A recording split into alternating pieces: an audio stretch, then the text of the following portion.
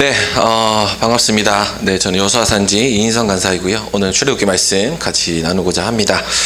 네, 오늘 말씀의 제목은 누가 주님이신가? 라는 제목으로 함께 말씀을 나누고자 합니다. 누가 주님이신가? 네, 출애굽기 7장 1절부터 11장 10절까지 다소 긴 본문이지만 또 같이 한번 또 말씀을 나누고자 합니다. 그렇죠. 우리 지난주 본문에 우리 5장, 6장 말씀 에서 바로는 모세와 아론의 제안을 이제 거부하죠. 모세와 아론이 와서 이스라엘 민족이 하나님을 예배하도록 해달라라고 하지만 바로는 거부합니다. 그리고 나서 이스라엘 백성들이 더 많은 그런 짐을 지우죠. 그래서 딴 생각 못하게 해라, 예배 못하게 해라, 예배라는 소리도 안 나오게 해라 라고 이제 거부를 하죠. 그래서 오늘 본문에서는 이제 본격적으로 이제 하나님과 바로 그 이집트의 대결이 시작됩니다. 바로 이 대결은 누가 주님이신가, 누가 하나님이신가, 누가 진짜 신인가 하는 대결입니다.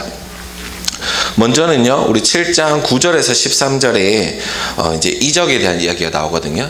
이제 뱀으로 이제 지팡이가 변하는 사건인데, 이건 재앙이 아니고 이제 이적이에요. 어떤 것들 나타내는 이적인데, 먼저는 바로가 이적을 보여달라고 하면 하나님께서 아론의 지팡이를 던져라라고 하시거든요. 그러면은 지팡이가 뱀이 될 거다라고 이제 이야기를 하세요. 여기서 말하는 이적을 보여달라는 것은, 바로가 이제 모세에게 이적을 보여달라 하는 것은 네가 나한테 와서 말할 수 있는 자격이 되냐 이거를 이제 물어보는 거거든요. 근데 그때 네가 이제 지팡이를 던져라라고 하죠.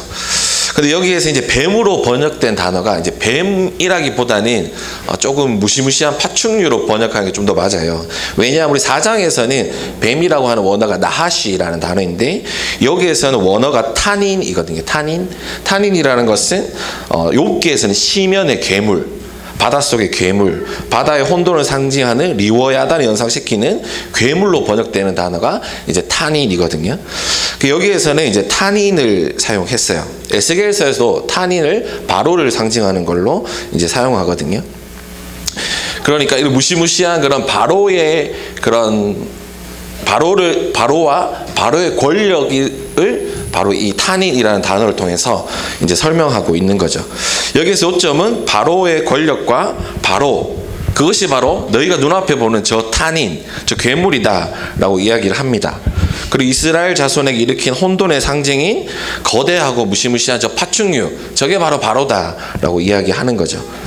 쉽게 이야기하면은 진짜 하나님이 아니다, 너희가 눈앞에 보는 저 바로, 저 파라오는 진짜 하나님이 아니라 거짓이다, 거짓 신하다 라는 것을 드러내는 것입니다. 그죠? 그런데 하나님은 이러한 바로를 이제 심판하시죠. 이런 무시무시한 이집트의 괴물을 아론의 지팡이가 변해서 삼켜버립니다. 하나님의 백성을 혼돈케 하고 세상을 혼돈케 했던 이집트의 가짜신, 이집트의 신화를 하나님께서 심판하십니다. 이것이 바로 오늘의 열재앙의 그런 이제 서론의 역할을 하는 거죠. 앞으로 이야기의 서론입니다. 그렇죠? 이집트의 그 신화는 하나님 앞에 무너질 것입니다. 하나님께서 이집트의 신화, 거짓을 다 드러내실 것입니다. 그런데 우리가 질문을 한 가지 던져볼 수 있을 것 같아요. 하나님은 왜 10가지나 사용하셨을까? 그죠? 여러분도 혹시 BSM 묵상하시면서 그런 질문 던지셨나요?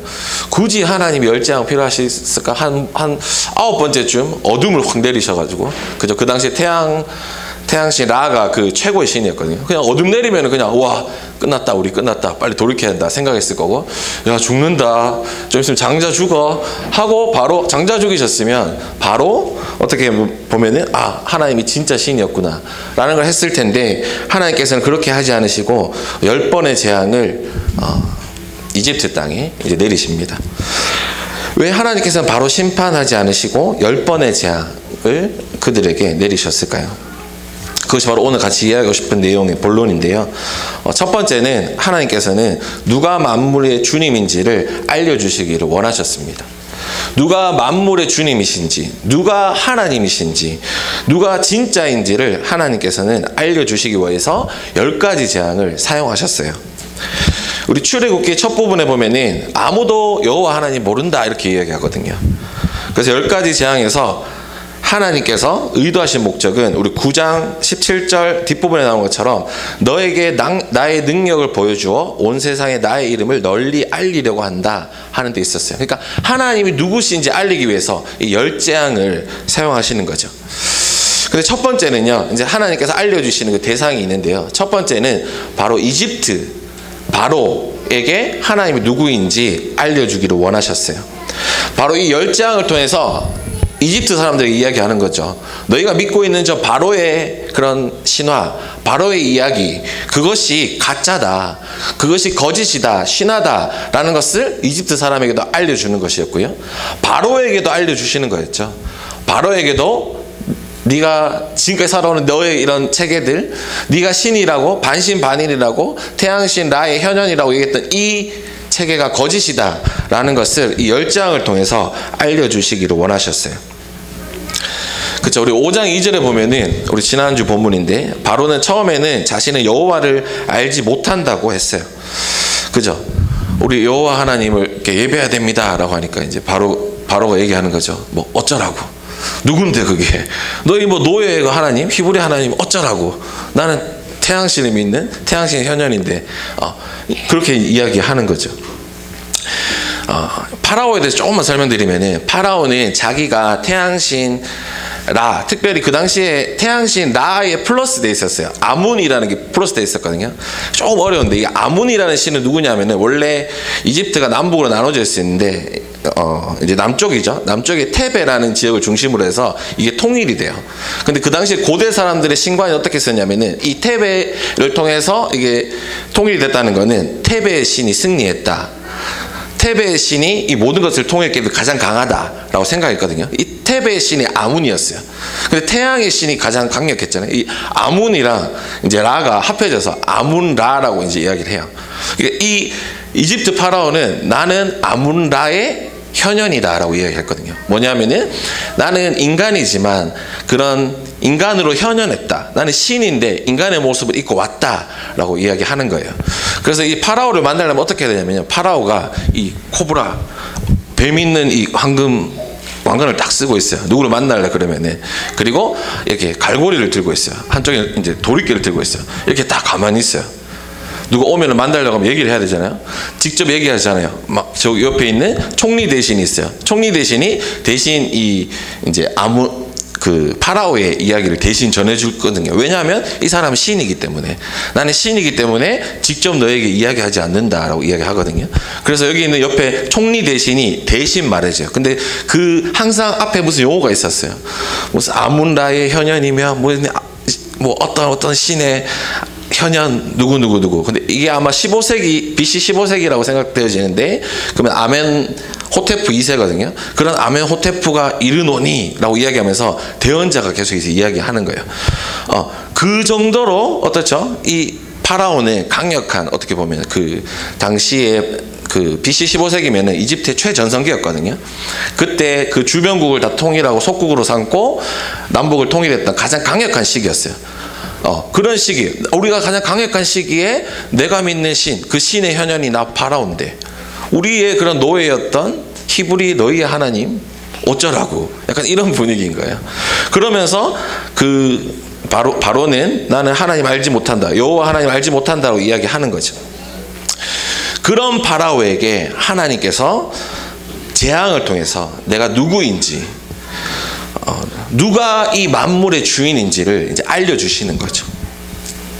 첫 번째 재앙은 우리 나일강과 이집트의 모든 물을 이제 피로 물드세요. 변하게 하는 재앙이에요. 우리 7장 15절에 보면요, 하나님께서 이야기하시죠. 그 바로가 강가로 나올 건데 가서 이야기해라 라고 이야기하잖아요. 바로가 왜 강가로 나왔을까요?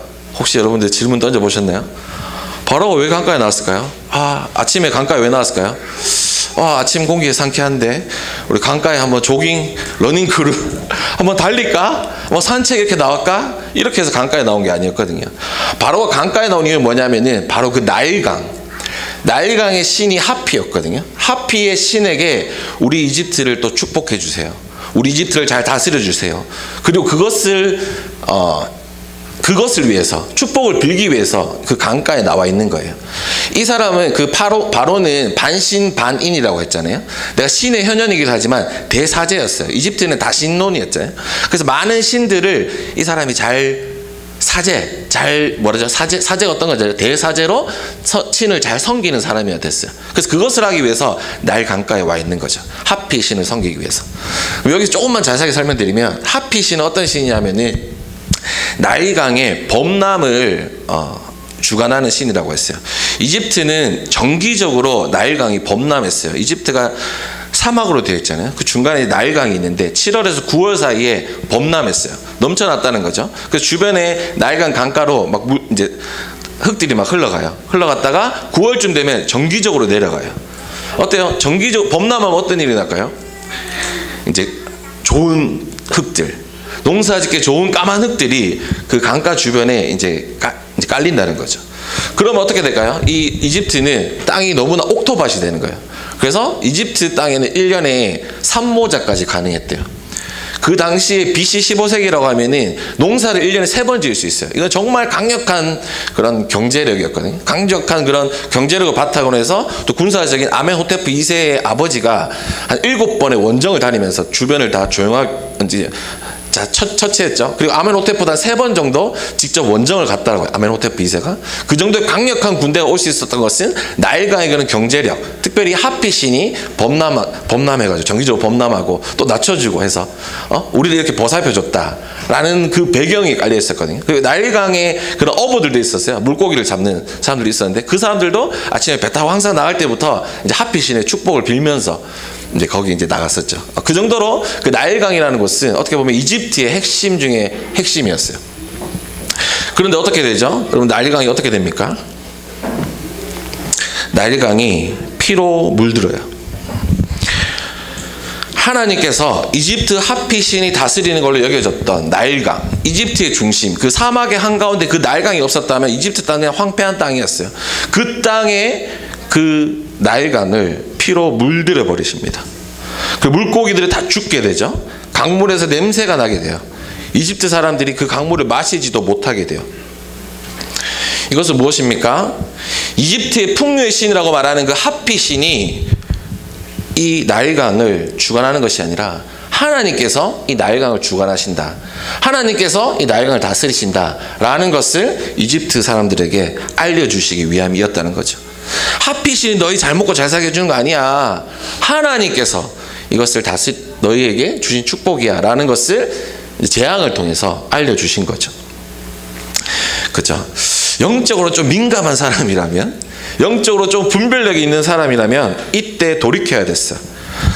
이때 돌이켜서 큰일 났다, 나일강이 피로 물들었다. 그리고 보면은 괜물이라고 하잖아요. 괜물이라는 것은 어떤 이집트에 있는 모든 그릇에 담겨진 물도 이야기하거든요. 그러니까 이집트의 나일강뿐만 아니라 모든 물, 나일강으로부터 비롯된 모든 물이 다 피로 물들었다는 거예요. 그때 돌이켜야 됐지만 바로는 그렇지 않죠. 바로는 이러한 상황에서 눈을 돌려버립니다. 저는 이때 정말 경악을 금치 못했어요. 어떻죠? 이 일에 아무 관심이 없다는 듯이 발길을 돌려서 궁궐로 들어갔대요. 정말 못난 왕이죠. 여기 이제 막 어때요? 자기가 다스리던 이집트 사람들은 먹을 게 없어서 어때요? 막 우물을 파야 되고 이런 상황인데도 그들 어때요? 그냥 나는 간다, 관심 없다. 정말 참 못난 왕입니다. 그죠? 그쵸. 우리나라 상황이랑 너무나 참 대비가 되는, 나는 상관없다, 나는 잘못한 거 없다 하는 사람이랑 참 연상이 되는 사람이에요. 무슨 말이죠? 이거는 어떤 걸 의미하냐면은 바로는 물을 공급할 힘이 없다는 거예요. 바로가 태양신 아문라, 라 플러스 아문이 됐어. 최강 왕인 거야. 그 현현이지만 그 파라오는 너에게 물을 줄 수 없다라는 것이죠. 여호와 하나님만이 물을 공급하시는 분이시다라는 것. 그 여호와 하나님 어떤 분이십니까? 히브리인의 하나님이었어요. 약자의 하나님이었어요. 이집트에서 노예살이했던 그 하나님이었어요. 그 약자들의 하나님이시지만 그 하나님이 약한 분은 아니세요.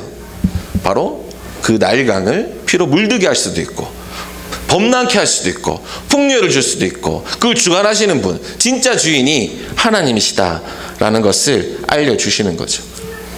바로가 물을 공급할 힘이 없듯이 세상의 신화는 우리에게 물을 공급할 힘이 없어요. 생명력 있는 삶을 세상의 신화는 우리에게 주지 못합니다. 네, 여기서 두 번째 신화로 가면 한 3시간 걸릴 것 같다, 그죠? 그래서 바로 뛰어넘어서 이제 9번째 신화로 제가 가겠습니다. 뒷부분에 중간중간에 거 좀 더 뒤에 짧게 말씀드릴게요. 우리 9번째 재앙이 뭐냐면은 어둠이 내리는 재앙이었어요. 제가 앞에서 잠깐 설명드렸지만 이집트의 태양신 라, 그 라 플러스 아문이었던 그 신이 가장 위대한 왕이었어요. 근데 어떻게 됐죠? 이 아문나를 섬겼던 축제가 이집트에서 제일 큰 축제였거든요. 그래서 파라오가 직접 주관하고 이 축제 기간 내내 이 태양신 아문라의 형상을 이렇게 메고 다니는 그 뭐죠 이거? 하여튼 이런 게 이런 게 있었는데 이 뒤에 항상 파라오가 갈 정도로 중요한 축제였어요.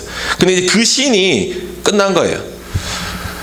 태양이 졌는데 뜨질 않는 거죠. 뭐냐면은 그 당시 사람도 이제 낮과 밤이 계속 반복되잖아요. 낮과 밤이 반복되면 밤이 됐다, 우리 이제 자야지, 이렇게 생각하는 게 아니라 밤이 되면 태양왕이죠. 태양신 아문라가 이제 뱀 또는 그런 악한 세력과 다툼을 한다고 생각했어요. 악한 세력과 다툼을 하기 때문에 밤새 다툼을 하기 때문에 뜨지 못하는 거야. 그러다가 태양이 탁 뜨잖아요. 그럼 그 당시 사람들이 태양을 보면서 감사했대요. 아문라여 찬양합니다. 오늘도 그런 전투에서 이기시고 떠오르셨군요. 그렇게 이집트 사람들은 태양을 숭배했어요. 근데 어떻죠? 그 태양이 뜨지 않는 거예요. 어두워진 거예요. 어두워졌다 뿐만 아니라 어떻죠? 앞을 보지 못하는, 더듬더듬 걸어도 찾지 못하는 어둠이 그곳에 있다는 거죠. 무슨 말입니까? 그 태양신 라가 너에게 빛을 주는 것이 아니라 바로 하나님께서 너에게 빛을 준다라는 것을 보여주는 거죠. 뒤에서도 이야기하겠지만 이스라엘 백성들이 살았던 고센 지방에는 빛이 있었거든요. 그 당시에 이집트가 한 42개 정도 구역으로 나눠져 있었대요. 그래서 구역 나누려고 막 벽도 쌓고 문도 하고 했다고 해요. 그러니까 이제 고센 지방에만 빛이 있는 거예요. 그걸 봤을 때 그때 돌이켰어야 돼요. 그죠? 이 정도 되면은 돌이켰어야 돼요. 하나님은 10장을 통해서 이집트의 신화를 드러내셨어요. 그들의 거짓, 너희가 믿고 있는 그 이집트의 신화가 너희를 살게 하는 것이 아니라 하나님, 여호와의 하나님, 히브리인의 하나님, 약자의 하나님이 너에게 생명을 주고 너희를 살게 한다라는 것을 그들에게 10장을 통해서 알려주시기를 원하셨어요. 그렇죠? 그리고 그 10장을 주셨는데도 어떻죠? 그 바로는 끝까지 이 신화에 붙들려 있었습니다. 그죠? 이 부분을 보면서 또 한 가지는 뭐냐면요. 10장을 주신 이유를 또 한 가지 생각해 봤을 때 하나님께서는 바로와 이집트가 하나님께로 돌아올 기회를 주셨어요. 바로와 이집트가 자신의 신화를 내려놓고 우리가 잘못되었구나. 그 히브리인의 하나님 진짜 신이었구나 라는 것을 깨닫고 돌이킬 수 있는 기회를 하나님께서는 10장을 통해서 주셨어요. 그런데도 어떻죠? 바로는 끝까지 고집을 피워요. 우리 개구리 재앙 나오잖아요. 이제 개구리 재앙 나왔을 때 하나님 인정합니다라고 했다가 이제 재앙이 없어지자 언제 그랬냐는 듯이 또 하나님 거부해요. 하나님 뭐 어쩌라고 약간 이렇게 되는 거예요. 또 막 힘들죠. 그리고 나서 근데 개구리 재앙이 있을 때 어떻게 했죠? 개구리 재앙 언제 피하게 해줄까라고 물어봤을 때 내일이라고 했어요. 내일이라는 게 무슨 말이냐면 우연이 아니라 하나님의 일하심을 알려주기 위해서 시점을 딱 정한 거야. 내일 알겠어. 내일 없어지면 정말 하나님 하신 거야 라는 것을 이제 내일이라고 하는 그 표현이거든요. 정말 하나님 하셨어 라는 걸 알려주셨어요. 그런데도 거부했죠. 8일 때 없을 때도 마찬가지죠. 8일 때도 우리 8장 22절에 보면은 하나님께서 말씀하시죠. 내가 이렇게 하는 것은 나주가 이 땅에 있음을 내가 알게 하려는 것이라, 바로가 알게 하려는 것이라 라고 얘기했는데 어떻죠? 또 8일 때가 없어지자 또 하나님 모르겠어요. 하나님 어쩔 하고 또 가는 거죠. 하나님은 그죠? 또 우박과 우레소리를 그치게 하셨어요. 하나님께서는 그런 이집트 히브리인의 고센 지방뿐만 아니라 온 땅, 이집트 땅이 하나님의 다스리시는 것을 알려주시기 위해서 우박과 우레소리를 그치게 하셨죠. 우리 9장 29절인데요. 한번 읽어볼게요. 9장 29절 말씀 제가 세 번역으로 한번 읽어보도록 하겠습니다. 여러분 가지신 성경책 보시면 될 것 같아요. 모세가 그에게 말하였다. 내가 이 성을 나가는 대로 나의 손을 들어서 주님께 빌겠습니다. 그러면 천둥 소리가 그치고 우박이 더 이상 내리지 않을 것입니다. 이것은 온 세상이 우리 주님의 것임을 임금님께 가르치는 것입니다. 라고 했어요. 여기서 중요한 것은 뭐죠? 온 세상이라는 단어예요. 온 세상. 비록 바로 이집트가 완악하고 거짓신앙에 잡혀있지만 그곳의 주인도 누구라는 거예요? 하나님이시라는 거죠. 온 세상의 주인이 하나님이시라는 것을 하나님께서는 바로와 이집트에게 알려주고 계신 겁니다. 그렇죠. 그러나 바로는 어떻죠? 또 하나님을 거부하죠. 결국은 바로가 여호와 하나님을 가장 깊이 알게 된 것은 10번째 재앙, 장자의 죽음 이후에 여호와를 섬기도록 이스라엘 백성들 내보내잖아요. 그러니까 장자의 죽음이 있을 정도로 10번째 재앙, 그 죽음의 재앙이 있기 전까지 바로는 끊임없이 거부하고 또 거부해요.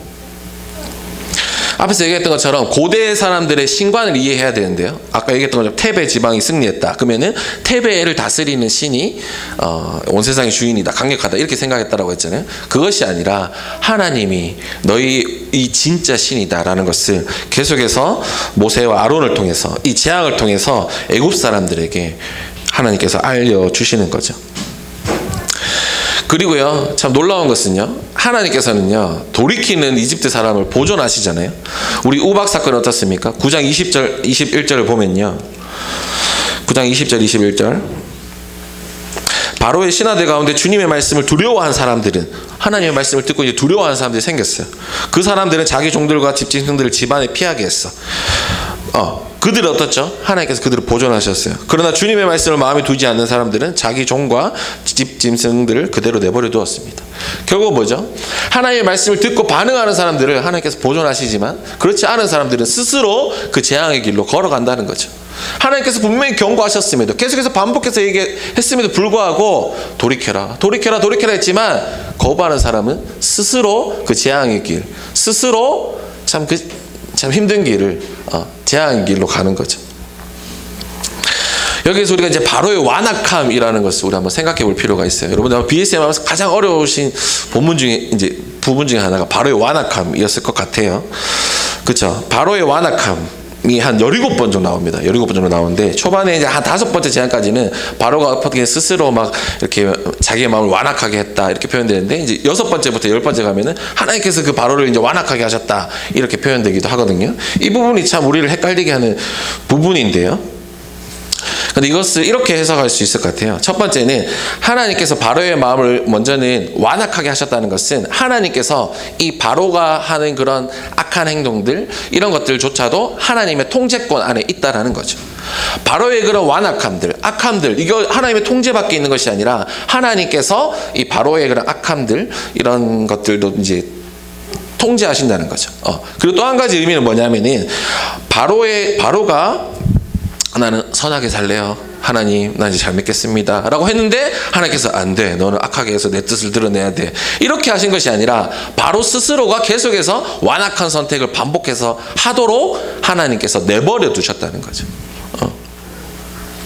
스스로 그렇게 결단하도록 강박한, 완악한 결단을 하도록 방치하셨다는 거죠. 로마서에서 이제 이런 말씀이 있죠. 1장 28절에 이 말씀을 읽으면 여러분 좀 이해되실 것 같은데 사람들은 하나님을 인정하기 싫어하므로 로마서 1장 28절입니다. 하나님께서는 사람들을 타락한 마음의 자리에 내버려 두셔서 해서는 안 될 일을 하도록 놓아두셨습니다. 라고 이야기하고 계세요. 하나님께서 계속해서 반복해서 돌이켜라, 돌이켜라, 돌이켜라 라고 이야기하지만 그 마음이 너무나 완악하여서 계속해서 반복적으로 죄를 짓는다면 하나님께서 그냥 내버려 두신다는 거죠. 그렇게 되면 어떻게 되죠? 그 사람 스스로 파멸의 길로, 재앙의 길로 가게 된다는 거죠. 그러니까 이거는 뭐죠? 완악하게 하셨다는 것은 놓아두셨다라는 거예요. 하지만 이 상태를 하나님의 통제 가운데 두셨다. 하나님이 주관하셨다라는 것이 이 완악함의 의미입니다. 원어로는요, 우리 카베드 또는 하자크라는 두 가지 단어가 사용되는데요. 첫 번째 이제 카베드는 비대한, 무겁고 굼뜬 의미예요. 그러니까 잘 안 움직인다는 거죠.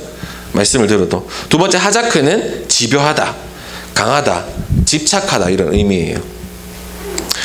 어떻죠? 집착이라는 것은 사로잡힌 상태를 이야기하기도 하죠. 사로잡혔기에 부자유합니다. 마음이 완악하다는 말은 그렇게 둔감하다는 말이고 변화를 받아들이지 못한다는 말입니다. 바로는 변화를 받아들이지 못했어요. 그 마음을 계속해서 붙잡고 있었어요. 바로는 완악하게 끝까지 갔어요. 하나님께서 분명히 바로에게 기회를 주셨습니다. 9장 31절 32절에 나오는 것처럼 우박으로부터 피해를 입지 않은 밀과 쌀보리를 아직까지 남겨두셨어요. 저는 이거 왜 적어놨을까?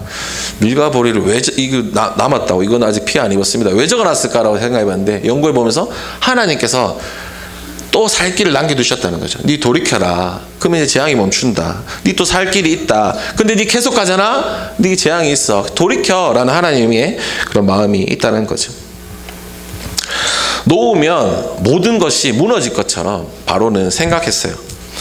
자신이 태양신의 현현이다 라는 것을 내려놓으면 이집트의 모든 체계가 무너질 거야 라는 그런 생각에 사로잡혀서 끝까지 이 길을 가려고 하죠. 어제도 그런 사람 한 명 있었죠. 그죠? 탄핵 가결안이 발표되었어요. 그러면은 좀 그죠? 뭐 이렇게 미안하다든지 그런 게 있어야 되는데 끝까지 가겠대. 도대체 끝까지 어디까지 가겠다는 건지 모르겠는데 끝까지 가겠대요.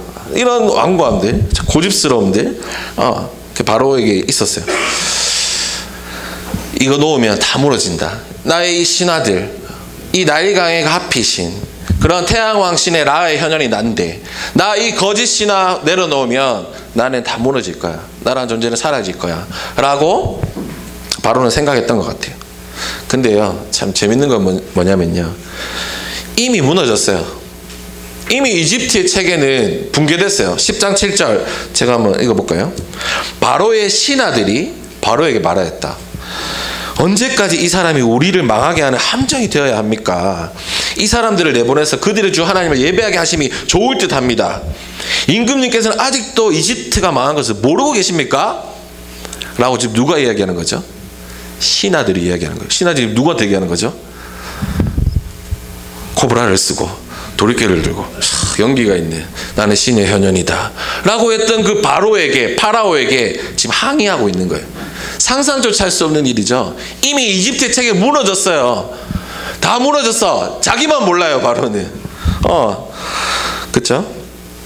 이미 갈 때까지 갔습니다. 바로 빼고는 히브리의 신의 하나님, 그 하나님 진짜 만물의 신입니다 라는 것을 다들 알았어요.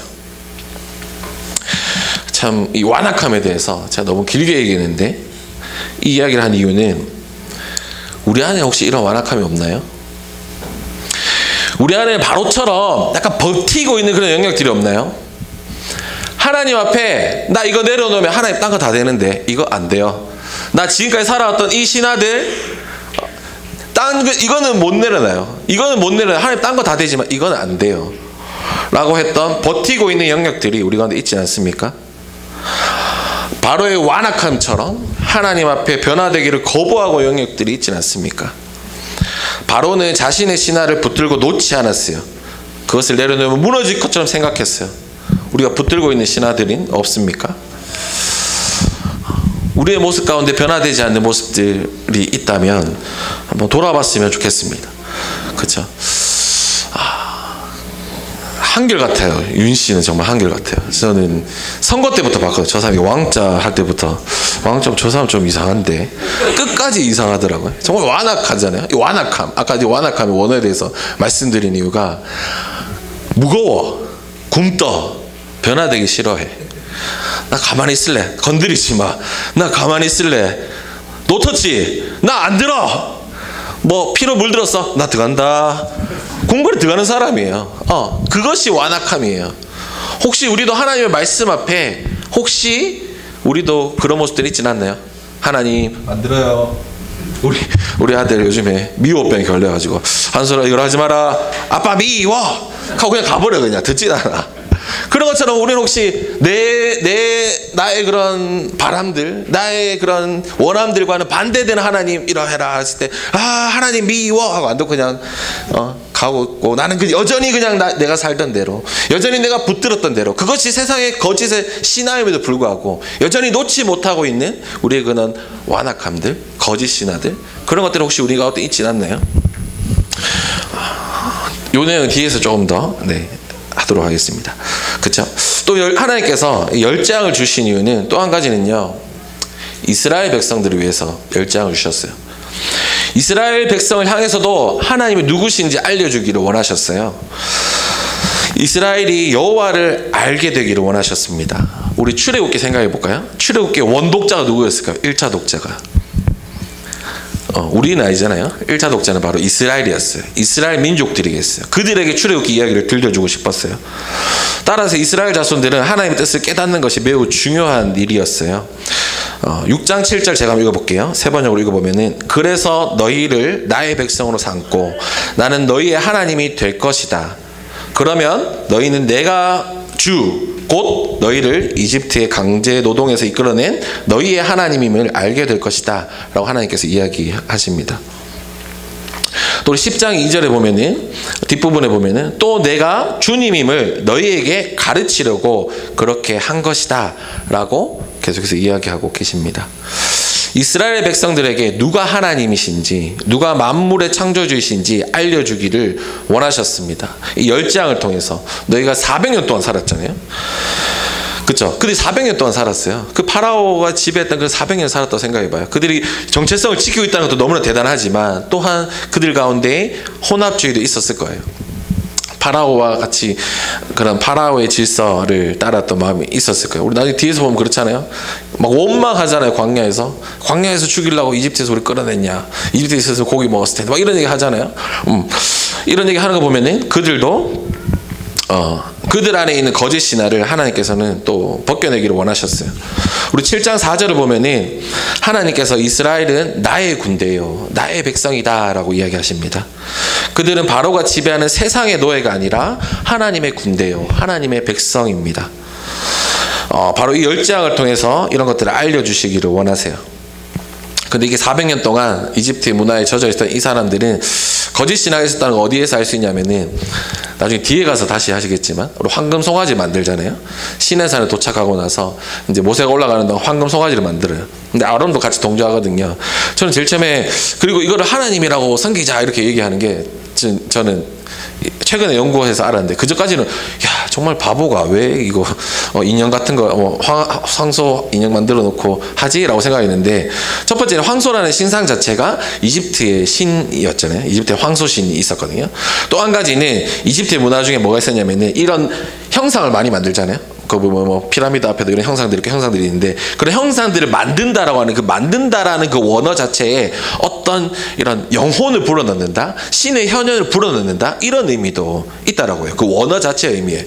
그러니까 황금 송아지를 만든다는 건 뭐냐면은, 이 황금 송아지를 만들어서 이것을 우리의 하나님으로 삼겠다, 그 이집트에서 믿었던 그런 황소신의 그 하나님을 삼겠다라는 의미가 포함되어 있거든요. 여전히 어떻죠? 이스라엘 백성들 가운데 그런 바로의 질서, 거짓의 신화를 따라 살아갔던 삶이 있었다는 거죠. 네, 하나님께서는 이것을 드러내기를 원하셨습니다. 하지만 하나님께서는 그들에게 알려주시기 원하셨어요. 이집트의 신화 있지, 거짓 신화 있지, 그것이 너희를 보호해 주는 것이 아니야. 그것이 너희를 안전하게 해주는 것이 아니야. 그것이 너희의 삶을 풍성하게 해주는 것이 아니야 라는 것을 알려주세요. 어떻게 해요? 10장이 있는데요, 그죠? 우리 파리, 우박, 어둠이요, 고센 지방에는 내리지 않아요. 고센 지방은 하나님의 그런 보호하심이 있어요. 그리고 나중에 6월절에 보겠지만, 그 문설주에 어린 양의 피를 바른 그 땅에는 죽음의 영이 임하지 않는다는 거죠. 무엇을 이야기하는 겁니까? 하나님은 저 이집트의 신화가 너희를 보호해 주는 것이 아니라, 하나님, 여호와 하나님, 그 하나님이 너희를 안전하게 해준다. 하나님의 통치, 하나님의 지배, 하나님의 나라를 살아갈 때 너희의 삶이 안전하다, 너희의 삶이 풍성하다, 풍요롭다, 이것을 또한 이스라엘 백성들에게 알려주고 싶으신 것이죠. 네, 그래서 10장을 주신 이유는 또한 이스라엘에게 하나님의 뜻을 알려주시기 위하였습니다. 우리 이것을 신뢰했으면 좋겠습니다. 우리가 참 하나님 안에 있을 때 안전해요. 하나님 안에 있을 때 우리 안전합니다. 우리가 하나님의 나라의 백성으로 살아갈 때 안전해요. 특별히 이 땅 가운데 오늘날 우리 신약시대 살아가고 있는데 이 땅 가운데 우리는 하나님의 나라의 백성으로 살아가고 있잖아요. 특별히 교회로 모여서 살아가고 있는 거예요. 이것은 하나님의 통치를 따라 살아가는 거죠. 뒤에서 얘기하겠지만 하나님의 통치를 따라 정의와 공의를 세우고 서로 사랑하며 살아가는 이 삶이 우리의 삶을 보호해주고 안전하게 해주고 풍성하게 해준다는 거죠. 세상의 신화가 우리를 안전하게 해주는 것이 아니에요. 풍요의 신, 날강의 그 풍요의 신, 하피 신이 우리를 안전하게 해주는 것이 아닙니다. 돈이 있어야지. 돈 벌어야지. 뭔 소리 하냐 지금. 돈 벌어야지. 돈 벌어야지. 돈이 있어야 안전하다. 돈이 있어야 행복하다. 돈이 있어야 좀 이렇게 자식들한테 해줄 수도 있고 할 수 있다라는 그 신화, 그것이 신화다라는 것을 우리는 알아야 되는 거죠. 세상은 계속해서 이래요. 일해라. 돈 벌어 일해야지. 야근하고 투잡, 쓰리잡 일해라. 돈 벌어야지. 돈 많이 줄게. 널 갈아 넣어. 일을 하라고 계속해서 이야기합니다. 근데 이게 출애굽기를 관통하는 용어가 하나 있어요. 그게 뭐냐면은 아바드라는 용어예요. 아바드라는 용어가 어떻게 번역되냐면은 일이라는 용어가 되거든요. 일. 그래서 앞에서 보면은 출애굽기 앞쪽에 보면은 이스라엘 민족들이 어떻게 돼 있었죠? 이집트의 노예로 일하였죠. 가혹한 노동을 하였죠. 그때 어땠습니까? 거기에 쓰인 단어가 아바드예요. 근데 오늘 본문에서 계속해서 하나님을 섬기도록 해라, 하나님을 예배하도록 해라 라는 그 단어도 아바드예요. 섬기다, 아바드에는 섬기다, 예배하다는 의미도 있거든요. 이게 무슨 말이에요? 이 아바드라는 용어가 출애굽기에 관통하는 중요한 저는 단어 중에 하나라고 생각하는데요. 이거는 뭐냐면은 우리 이렇게 묻는 거예요.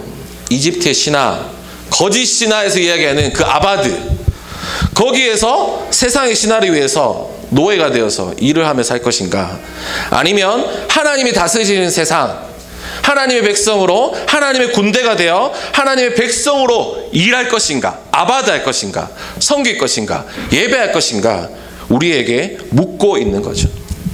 너희는 세상의 신화를 가운데 아바드할 것인가, 아니면 하나님이 다스리시는 하나님의 통치 가운데 아바드할 것인가, 하나님께서 우리에게 묻고 계십니다. 그렇죠? 하나님께서 우리를 그렇다면 무슨 일로, 그 섬김과 아바드는 구체적으로 무엇일까요? 마지막입니다. 승현아 이제 마지막이야. 승현이 제 조카가 와가지고 제가 오늘 너무 기분이 좋아요. 네. 그러면 하나님 우리 어떤 일로 부르셨을까요? 하나님 우리 어디로 부르셨냐면 하나님은 우리를 하나님과 함께 일하도록 부르셨어요. 하나님과 함께 일하도록 우리를 부르셨어요. 좀 더 다르게 표현해보면요, 하나님은 세상의 신화 가운데 노예처럼 있던 우리를 그 온 세상의 주인 되신 그 하나님의 동력자로 우리를 부르셨어요.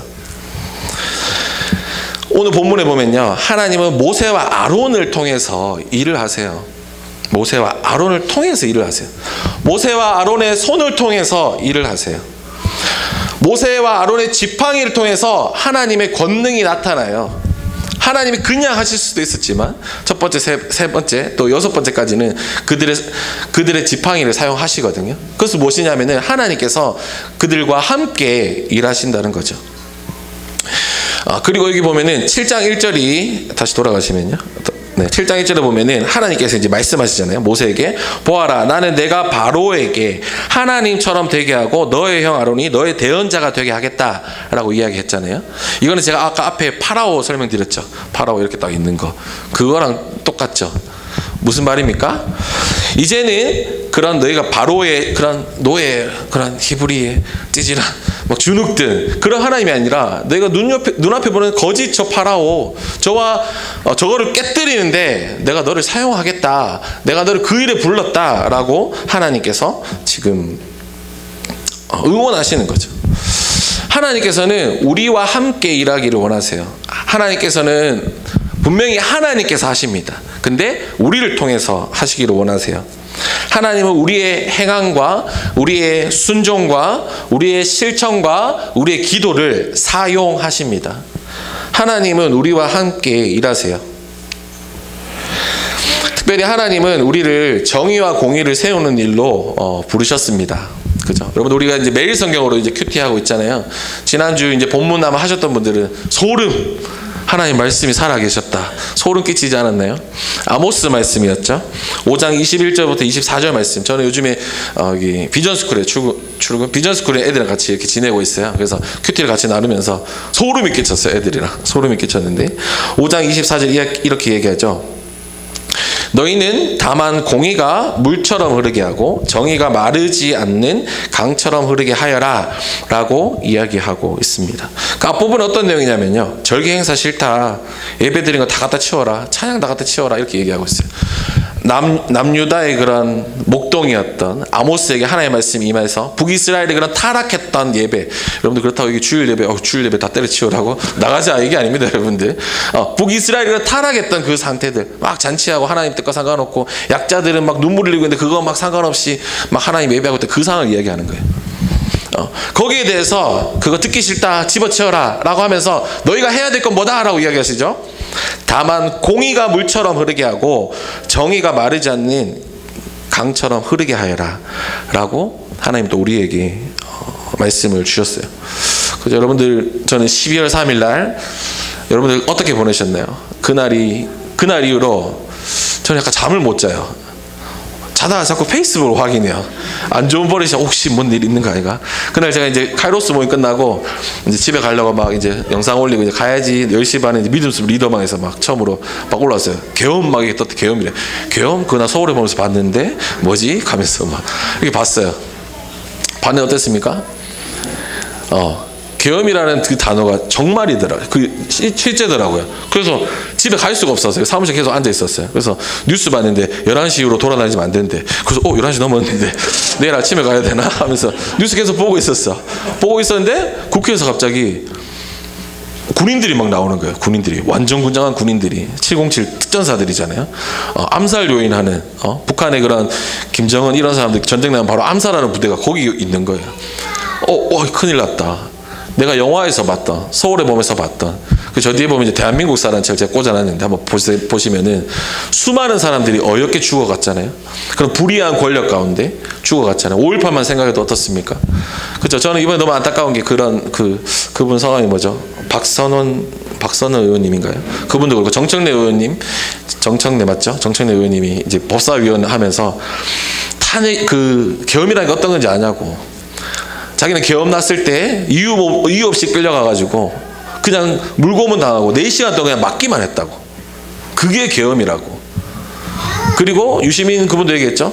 그냥 잡혀서 가면은 이틀 동안 그냥 맞기만 한대요. 뭐 얘기 안 한대요. 뭐 얘기해 불어, 맞기만 한대요. 그런 상황이 계엄이라는 거죠. 근데 이건 아직 맞는지 아닌지 모르지만 어떻죠? 한동훈을 죽여라 라는 이것도 확인해 봐야 되는 문제긴 하죠. 근데 아마 그게 그 정보를 준 게 아니라 미국이지 않을까요? 우리나라에서 그 정도 정보를 할 수 있는 나라는 미국밖에 없는 것 같은데. 그런 정말 이런 게 정말이라고? 이런 게 정말 사실이라고? 이게 내가 서울에 보면서 봤던 그게 아니라 제가 이제 5.18에 대한 비디오를 예전에 이제 중학교 때 본 적이 있었거든요. 보면서 너무 충격을 받았어요. 그 비디오가 친구 집에 있었어요. 정말 모자이크 없는 그걸 제가 중학교 때 봤거든요. 보면서 저런 게 계엄인데 저게 오늘날 있다고? 라고 생각이 들면서 너무나 이제 막 부들부들 떨렸어요. 근데 제가 그나마 어떻죠? 그날 밤에 다행이다. 그래도 탄핵이 국회의원들에 의해서 멈췄다. 그래도 이게 불법이라는 게 정해졌다라고 생각하고 너무나 다행스럽다라고 생각하면서 3시 반까지 견디다 이제 집에 가서 잤어요. 자고 나서 그 다음날에 대해서 막 얘기를 하다가 윤석열이 이제 바보지, 바보라 가지고 바보 안 했으면 큰일 날 뻔했다 막 이런 얘기를 했었는데, 저는 지나고 나서부터는 무슨 생각이 들었냐면은 그게 아니다. 그죠? 내가 죽어도 저 국회 가서 투표를 하고 죽어야겠다라고 국회에 달려갔던 의원들, 그리고 어떻죠? 그 밤에 어떻게든 막아야 된다라고 그 국회에 달려갔던 그 시민들, 그리고 그죠? 그 군인들도 어때요? 설렁설렁. 저는 군인들이 총 들고 왔길래 막 와 큰일 났다 막 이렇게 했는데 막 군인들이 괜찮으세요 막 이렇게 해주고 그 사람들 진짜 특공대잖아요. 막 깨고 부수고 사람 죽이고 이런 거 할 수 있는 사람들인데 사람들이 밀면 그냥 밀리고 막 이렇게 보면 그런 어떻게 보면 그런 그 특전사 그 그분이 절대 부딪히지 마라. 시민들에게 절대 부딪히지 말고 총 뒤로 매라. 절대 총 건드면 안 된다. 그리고 실탄 다 지급하라 했는데 자기 차에만 이렇게 넣어놓고 있었잖아요. 어떻게 보면 그런 한 사람 자기의 삶 가운데 이거는 아니지. 내가 비록 저 윤석열한테 방귀 들다가 죽을 수 있지만 이건 아니지라고 했던 그런 버텼던 그 사람들, 그 사람들을 통해서 하나님께서 일하셨구나. 저는 그런 생각이 들었어요.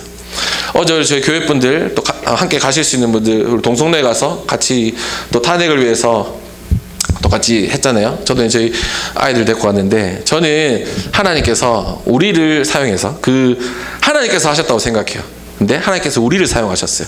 그 탄핵봉을 막 나눠주시더라고요. 그래서 우리 한결이랑 세훈이랑 그쵸 우리 예은이 받아서 막 흔들었던 그 손길들, 윤석열 탄핵이라고 외쳤던 그 사람들, 차가운 아스팔트지만 교회에서 기도만 하고 있을 수 없다. 차가운 아스팔트지만 나가서 행진해야 된다라고 했던 우리들의 그런 걸음들, 저는 하나님께서 그 걸음을 사용하셔서 또 이 땅의 정의와 공의를 이뤄 가신다고 저는 신뢰합니다. 그죠? 하나님께서 우리와 함께 일하기를 원하세요.